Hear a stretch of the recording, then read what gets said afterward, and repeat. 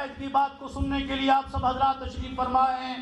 میں آپ حضرات سے درخواست کروں گا اپنی اپنے نشستوں پہ کھڑے ہو جا کر اپنے قائد کا استقبال کیجئے اور نعروں سے بھرپور جاندار انداز میں جواب دیجئے اور اپنے قائد کا استقبال کریں. نعرہ تکبیر، تاج و تخت ختم نبوت، شان رسالت، شان صحابہ، علماء حق، علماء دیوبند.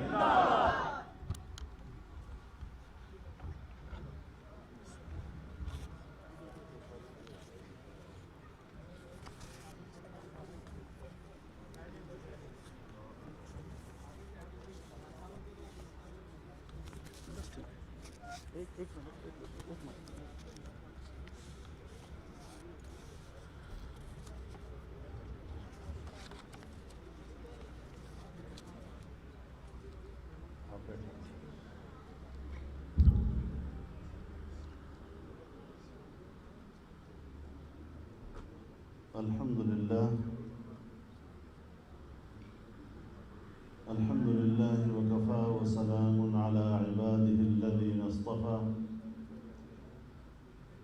لا سيما على سيد الرسل وخاتم الأنبياء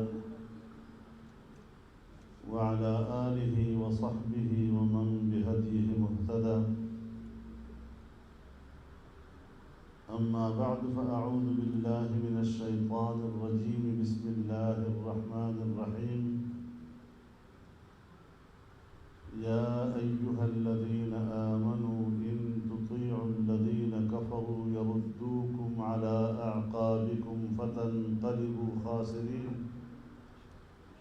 بل الله مولاكم وهو خير الناصرين. صدق الله العظيم.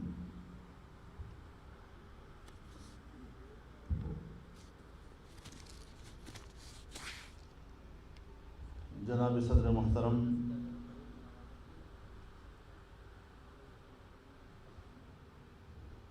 آزاد جموں و کشمیر کی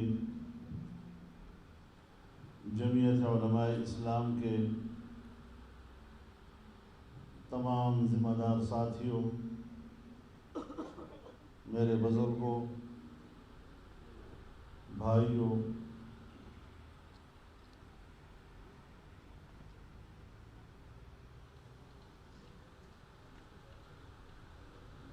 آپ نے جمعیت علماء اسلام آزاد کشمیر کی نئی تنظیم سازی کی ہے اور تمام اضلاع اور ڈویژنوں اور صوبے کے عہدیداران یہاں موجود ہیں.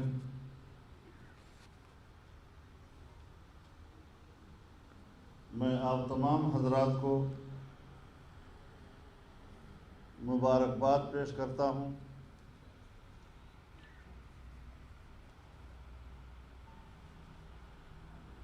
پاکستان کی جمعیت علماء اسلام نے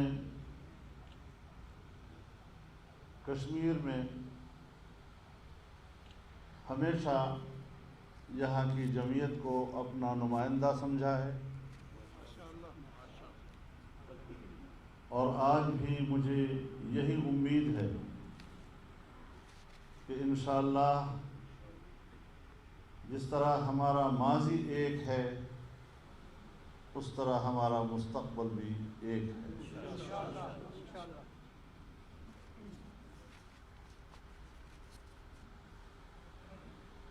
میرے محترم دوستو،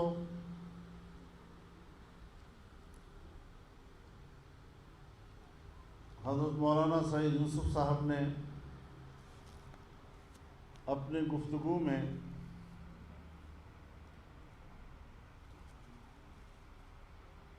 مودی سرکار کے مظالم کے خلاف پاکستان کے عمران خان سے شکوہ کیا کہ انہوں نے کوئی سفارتکاری کا فرض سر انجام نہیں دیا ہے. انہیں معلوم ہونا چاہیے کہ دنیا میں کچھ لوگ ایک کیٹیگری کے ہوتے ہیں. عالمی سطح پر ٹرمپ ہمارا عمران خان اور انڈیا کا مودی یہ ایک ہی کیٹیگری کے لوگ ہیں. یہ توقع رکھنا کہ وہ ان کا محاسبہ کریں گے، یہ تاریخ کے وہ مجرم ہیں کہ جنہوں نے کشمیر کو انڈیا کے حوالے کیا اور یہ کشمیر فروش اب مگرمچھ کے آنسو بھی بہا رہے ہیں.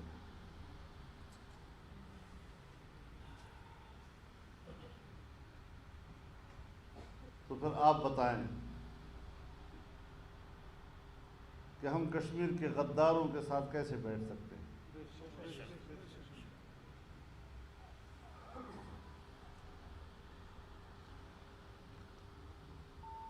کشمیر پر ہمارا موقف ہمیشہ بڑا واضح رہا ہے.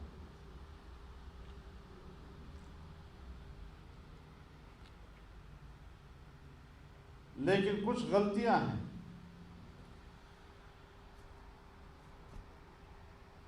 جو ریاستی سطح پر ہم سے ہوئی.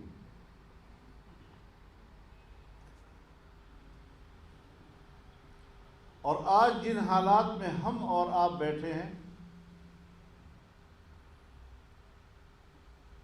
ذرا تجزیہ کریں اس میں کس قدر مماثلت ہے.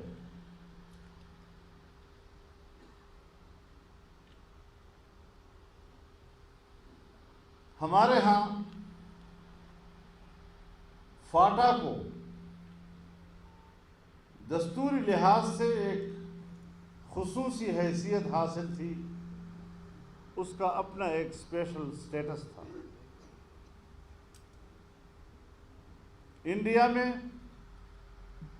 کشمیر کو ایک خصوصی حیثیت حاصل تھی اور ہندوستان کے آئین نے اس کو یہ خصوصی حیثیت اور اسپیشل سٹیٹس دیا تھا.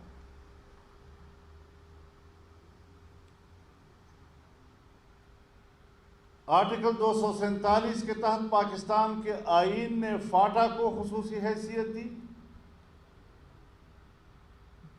اور انڈین کانسٹیٹیوشن کے آرٹیکل 370 کے تحت ہندوستان کی یونین نے کشمیر کو ایک خصوصی حیثیت دی.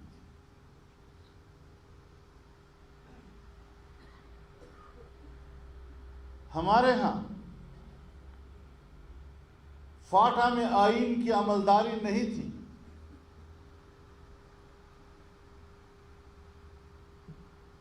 وہاں کشمیر میں انڈیا کے آئین کی عملداری نہیں تھی.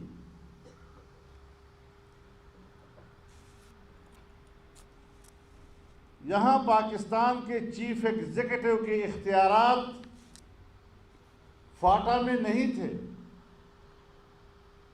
وہاں ہندوستان کے چیف ایگزیکٹو کے اختیارات کشمیر میں نہیں چلتے تھے.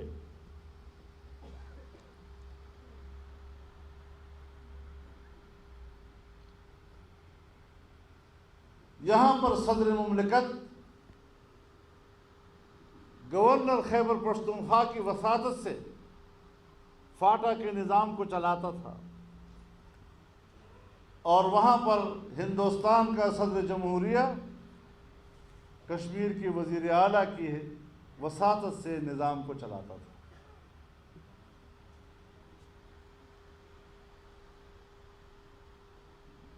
تو یہ ہم نے کیا، وہ انہوں نے کیا.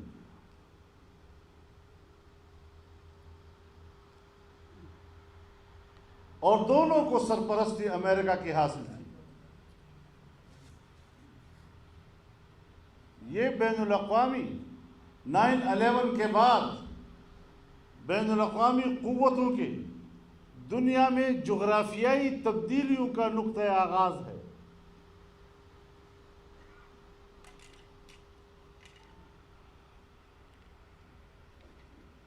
اب ہمارے پاس ایک ہی عنوان رہ گیا ہے کہ کشمیر میں انسانی حقوق پامال ہو رہے ہیں. ہمیں اس پر بات کرنی چاہیے. انسانی حقوق کا مسئلہ ہر جگہ وہاں پر ہے تو ہمارے ہاں بھی. فرق صرف اتنا ہے کہ ہم وہاں پر ریاست کو دہشت گرد کہتے ہیں اور یہاں پاکستان میں قبائلیوں کو دہشت گرد کہتے ہیں۔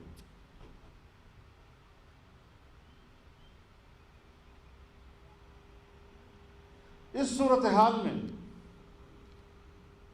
انصاف کہاں تلاش کیا جائے، اپنا رونا کہاں رویا جائے، کس کے سامنے فریاد رکھی جائے،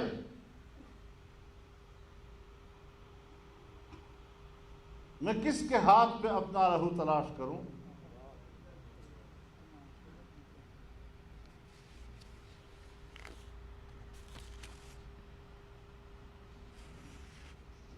وہ کشمیری جو آنے والے مستقبل میں اپنی آزادی کا خواب دیکھ رہے تھے، آج ان کے آزادی کے خواب چکناچور ہو گئے۔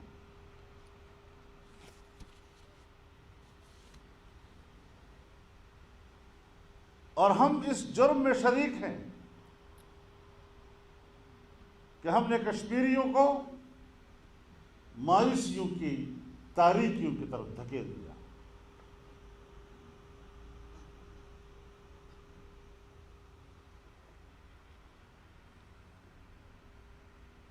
تو ایسی صورتحال میں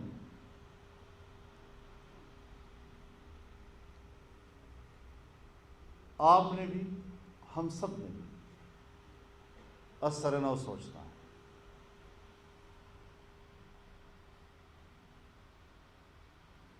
آج ہم ایک نیا موضوع اٹھا رہے ہیں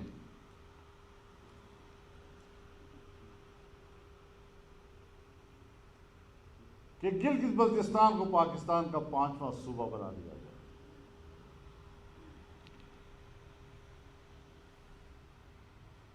بظاہر تو بڑی خوبصورت بات ہے، پاکستان کو ایک اور صوبہ مل جائے گا،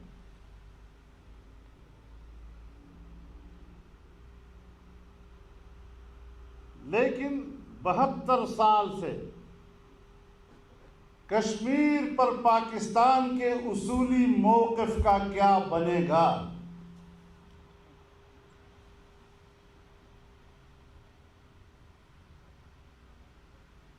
لداخ ہو، جموں ہو، وادی کشمیر ہو، گلگت ہو، بلتستان ہو،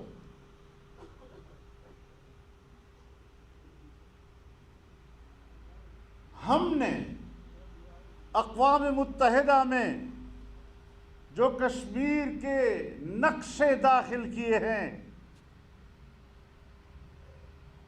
آپ اپنے ہی داخل کیے ہوئے ان نقشوں کا کیا کریں گے جس میں گلگت بلتستان کو آل جموں و کشمیر کا حصہ قرار دیا گیا ہے؟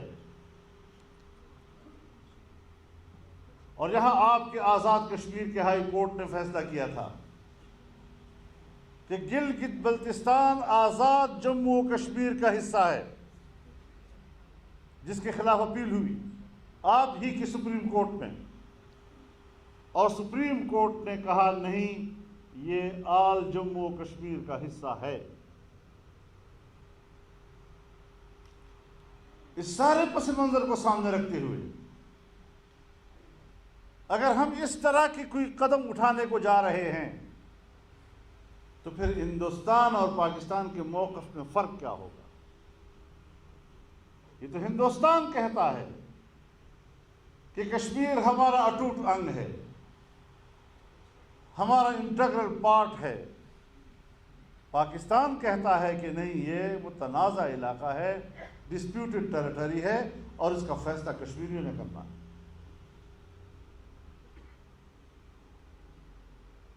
سو ہمیں بتایا جائے کہ ہم کہاں کھڑے ہیں، کس چوراہے پر ہم نے کشمیریوں کو لا کر کھڑا کر دیا ہے۔ 70 سال ہم نے ان کے خون پہ سیاست کی، 70 سال ہم نے ان کے ماؤں، بہنوں اور بیٹیوں کی عصمتوں پہ سیاست کی، 70 سال تک ہم نے ان کے چہروں سے ٹپکتا ہوا خون دنیا کو دکھایا اور کہا کہ ہم اس کشمیری کے لیے لڑ رہے ہیں.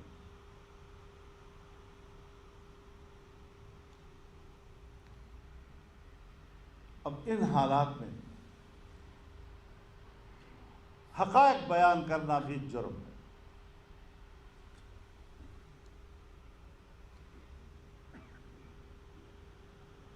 تو ہمیں سوچنا چاہیے کہ ہمارے ہاں جو دھاندلی زدہ حکومت لائی گئی ہے اس کے ذمے عالمی ایجنڈے کے تحت کچھ کام ہے.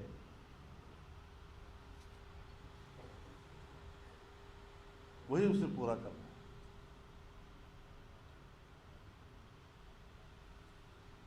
ہم نے تو اول روز سے اس حکومت کو تسلیم ہی نہیں کیا.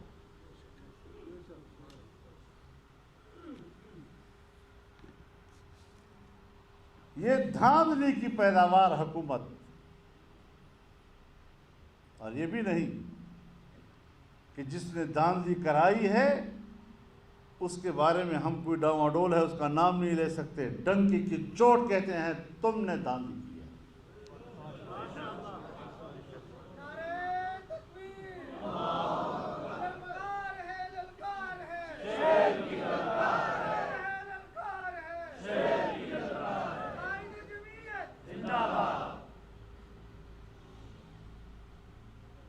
ہم واضح طور پر اپنا موقف رکھتے ہیں. یہ دن تو گزر جائیں گے، آنے والی تاریخ تو لکھے گی کچھ. ہم آنے والی نسلوں کے سامنے شرمندہ نہیں ہونا چاہتے. تمہاری طرف سے اذیتیں برداشت کر لیں گے، تمہارا جبر برداشت کر لیں گے، تمہارے مظالم برداشت کر لیں گے، لیکن آنے والی تاریخ کے لیے سرخرو ہوں گے انشاءاللہ.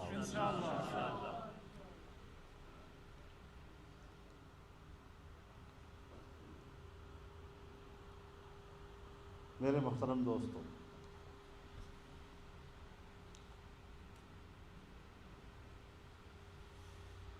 تو جنگ ہے تو پھر جنگ ہے. تم آج ہمارے خلاف جنگ چھیڑ رہے ہو، ہم پہلے دن سے آپ کے خلاف جنگ چھیڑ چکے ہیں.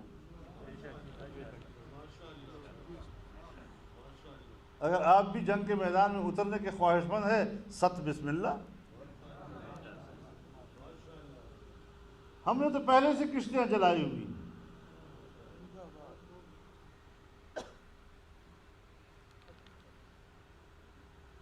علماء کرام آپ کو بتانا چاہتا ہوں، قیامت کے روز جب اٹھو، کم از کم اپنے اکابرین کے سامنے شرمندہ ہو کر نہ اٹھا کرو.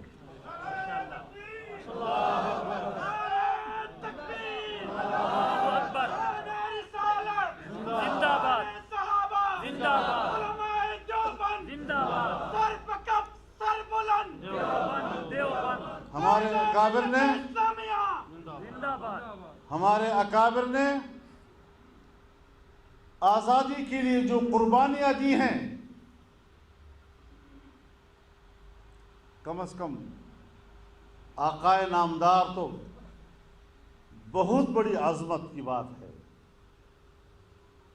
کم از کم حضرت شیخ الہند کے سامنے منہ دکھانے تو قابل ہو جاؤ.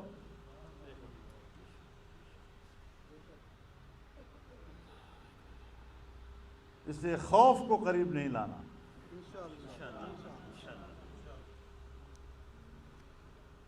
ہم نے لڑنا ہے انشاءاللہ، جرأت کے ساتھ لڑنا ہے، اور ان پر ثابت کرنا ہے کہ تمہاری یہ گیدڑ بھبکیاں کام نہیں آ سکیں گی. قائد ہمارے قدم بڑھاؤ، ہم تمہارے ساتھ ہیں. قائد ہمارے قدم بڑھاؤ، ہم تمہارے ساتھ. نعرہ تکبیر، اللہ اکبر. تو میرے محترم دوستو،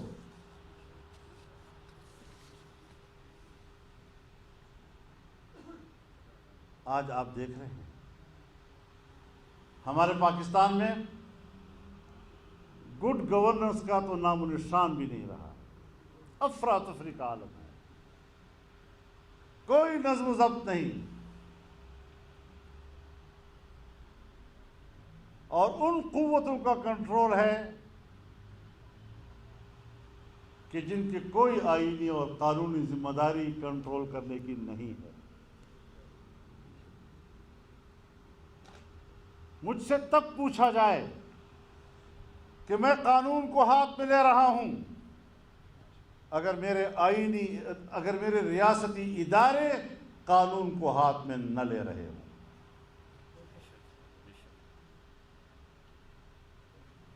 وہ آئین کو معطل کرتے ہیں، ان کے ہاتھوں آئین مفلوج ہو جاتا ہے،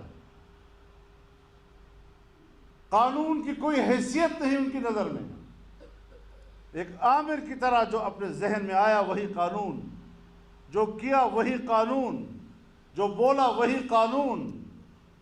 اگر اس طرح ہم نے پاکستان میں زندہ رہنا تھا تو پھر ہم نے آزادی کی تحریک کس لیے چلائی تھی؟ اسی لیے چلائی تھی کہ آمرانہ سوچ کو قبول نہیں کرنا۔ آپ ہمیں چھوٹی موٹی گرفتاریوں سے ڈراتے ہیں،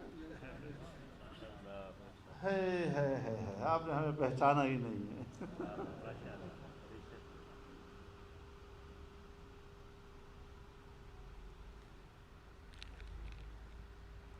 ہمیں نہ آزمایا کرو، ہم بڑے مہنگے پڑتے ہیں۔ پھر تم نے کچھ اور لوگوں کو دیکھا ہوگا جس پر آپ ہاتھ ڈالتے ہیں تو وہ جھک جاتے ہیں، یہاں ہاتھ ڈالو گے تو اکڑ جائیں گے۔ لبیک لبیک لبیک لبیک لبیک لبیک لبیک، تیری جرت کو، تیری ہمت کو، تیری عظمت کو، پاکستان میرا گھر ہے، پاکستان میری ریاست ہے۔ میں تمہیں پاکستان کا وارث نہیں سمجھتا، تم امریکہ کے کٹ پتلی ہو اور میں آزادی منش ایک انسان ہوں۔ تو ایسی صورتحال میں سوچ سمجھ کر آگے بڑھو۔ ہم لڑائی نہیں چاہتے، ہم پرامن شہری ہیں، لیکن اگر آپ ہمیں یہ کہلوانا چاہتے ہیں کہ ناحق کو حق کہہ دو ورنہ پھر تم مجرم، خدا کی قسم یہ جرم تو کرتے رہیں، انشاءاللہ یہ جرم ہوتا رہے۔ تم ناحق کو ہم پر مسلط کرو اور ہم اس کو تسلیم کر لیں، اور پھر ہمیں کس سے ڈراتے ہیں پتہ ہے؟ آج کل ایوب خان کے زمانے میں ایک قانون ہوتا تھا، اس کو ڈی پی آر کہتے تھے، ڈیفینس آف پاکستان رولز۔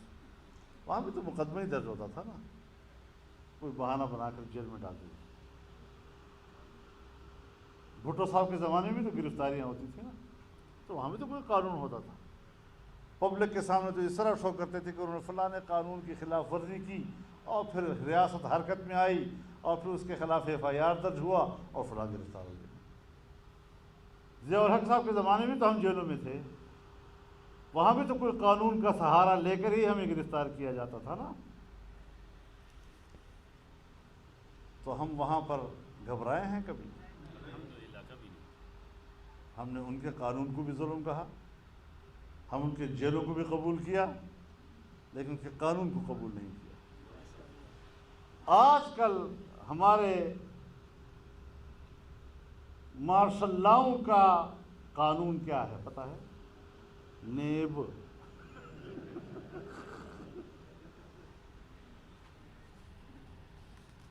تو جس طرح ہم نے اس زمانے میں جبر کے قانون کو تسلیم نہیں کیا، ہم نے آج بھی تمہارے نیب کو تسلیم نہیں کیا۔ اور یہ کوئی پہلی سیریز نہیں ہے، یہ جو سفید ریش بیٹھے ہوئے ہیں ان کو یاد ہوگا 1994-95 میں میرے خلاف ایک سیریز نہیں چلی تھی؟ کہاں گئے وہ جائیدادیں میری؟ میں اگر مطالبہ کروں کہ وہ جائیدادیں تو مجھے دے دو جو اپنے اس زمانے میں میرے پیچھے لکھی تھی، اور آج بھی میں چھوڑوں گا نہیں۔ ان کو توڑ تک پہنچاؤں گا، گھر تک پہنچاؤں گا ان کو۔ للکار ہے، للکار ہے، نعرہ تکبیر، سر بکف سر بلند۔ میں میڈیا چینل کو بھی کہنا چاہتا ہوں، میڈیا پرسنز کو بھی کہنا چاہتا ہوں، اینکرز کو بھی کہنا چاہتا ہوں کہ اس گدلے پانی میں ہاتھ نہ ڈالو، اپنا منہ گندا کرو۔ تمہیں کسی سے واسطہ نہیں پڑا تھا، تمہارا کام، ریاست کا کام یہ ہے کہ وہ شہریوں کی کردار کشی کرے، تو پھر ہم سے توقع مت رکھے کہ وہ میری کردار کشی کریں گے اور میں اس کا احترام کروں گا۔ اب پھر کیا کریں گے وہ؟ پھر اسمبلی سے قانون پاس کریں گے، ہماری بے احترامی کرنا، اس کا اتنی سزا ہوگی اور اتنی سزا ہوگی۔ تم قابل احترام ہوتے اس کردار سے تو تم قانون سازی کراتے؟ جب پہلے لوگ آپ کی احترام کرتے تھے اس وقت قانون موجود تھا۔ سیاستدانوں کو پکڑا جا رہا ہے، جیلوں میں ٹھوسا جا رہا ہے نیب کے وساطت سے۔ یہ شکر ہے کہ ہم نے اول دن سے مانا ہی نہیں۔ جب آئین پر نظر ثانی ہو رہی تھی میں چیخ رہا تھا اس کمیٹی میں کہ اس نیب کو ختم کرو، یہ مشرف کا ادارہ ہے، یہ ایک ڈکٹیٹر کا ادارہ ہے۔ ہماری نہیں مانی گئی۔ اب بیچارہ شہباز شریف صاحب بھی جیل میں ہے، اس کا بیٹا بھی جیل میں ہے، اس کا بھائی بھی باہر ہے، پیپلز پارٹی والوں کا بھی یہی حال ہے۔ تو اس قسم کی چیزوں پر ہم ان گرفتاریوں کو بھی ایک سیاسی ہتھ کنڈا اور حربہ سمجھتے ہیں۔ اگر شرعی عدالت قائم ہوتی ہے تو پھر تو فوراً سوال اٹھتا ہے متوازی عدالتیں ملک میں قائم ہو گئی، لیکن جب نیب کا ادارہ بنے گا تو وہ متوازی عدالت نہیں ہے جس کو تم نے صرف سیاستدانوں کی کردار کشی اور حزبی اختلاف کو دبانے کے لیے بنایا ہے، جس کا کام ہی یہی ہے۔ تو پھر اس سے ہم تو نہیں ڈریں گے انشاءاللہ، ہم تو ایک ایک کا حساب لیں گے اب انشاءاللہ۔ اس طرح نہیں ہے کہ ہم اس طرح ملک میں غلام بن کر رہ رہے ہیں۔ ہم نے جس گھاٹ سے پانی پیا ہے وہ غلامی کو قبول نہیں کر سکتے۔ میں ریاست میں ایک آزاد شہری کی حیثیت سے اور محترم کی حیثیت سے زندہ رہنا چاہتا ہوں، اور بخدا بڑے بڑے عہدوں پر فائز لوگ، بڑے بڑے رینکوں والوں سے بھی اپنے آپ کو محترم سمجھتا ہوں۔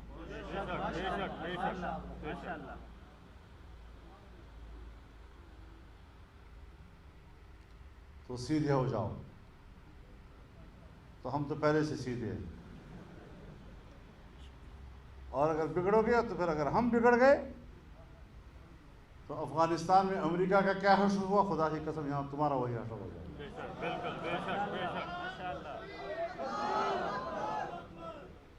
انہوں نے تو بندوق سے جنگ لڑی نا، تو ہم تو بندوق سے بھی جنگ نہیں لڑیں گے، ہم تو ایسے ہی تمہیں میدان میں گھسیٹتے چلے جائیں گے۔